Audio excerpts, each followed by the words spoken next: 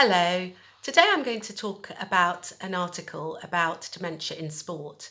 It featured on the back page of the sports section of the Sunday Times on Sunday, the 22nd of November, and was written by David Walsh.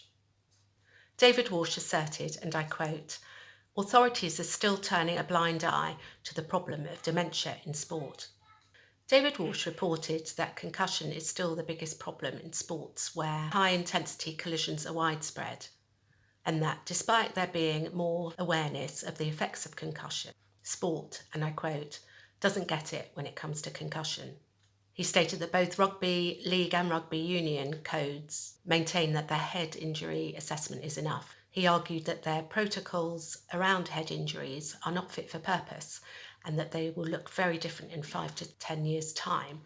However, by then, a lot of people will have suffered some form of brain damage.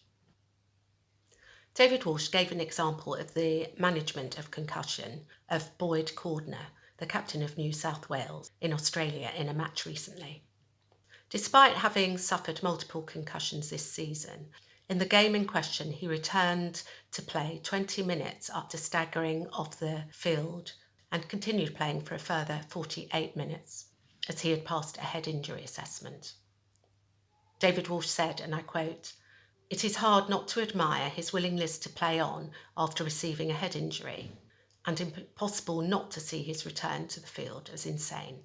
Moreover, Andrew Johns, a former Australian player and a commentator, was scornful of those who criticised Cordner's return, despite the fact that he has been having epileptic fits for the past 4 years and his doctors have suggested that his concussions are likely have been a causal factor in his epilepsy.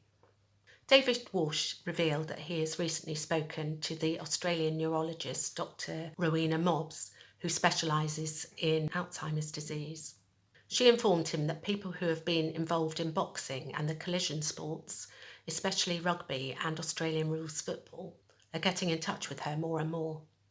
She said that it feels like these sports people have a different type of dementia, with people looking older than their years, wandering, getting agitated and not being able to interact socially. Dr. Mobbs gave David Walsh an example of a former rugby player who had consulted her. Michael Lipton is 40 years old and is married with 2 young children. He came to England from Australia in 2001. Having played for Bath for 6 years and won 10 England caps, he went back to Australia and played rugby for just one further season before retiring 8 years ago. Soon after retiring, Michael started to become forgetful, irritable, and angry over things of no consequence and had mood swings. After a cognitive test, he and his wife Frances found out that he had dementia. Michael had had multiple concussions in the past during his rugby career, and many a time if he wasn't knocked out, he would carry on playing. In conclusion, Walsh reported that Lipman takes responsibility for decisions he made in his career which most likely contributed to his current difficulties. However, the bit that Walsh does not get, and I quote, "The game he played and those responsible for the workplace in which he plied his trade accept no responsibility." Thank you for listening. Bye for now.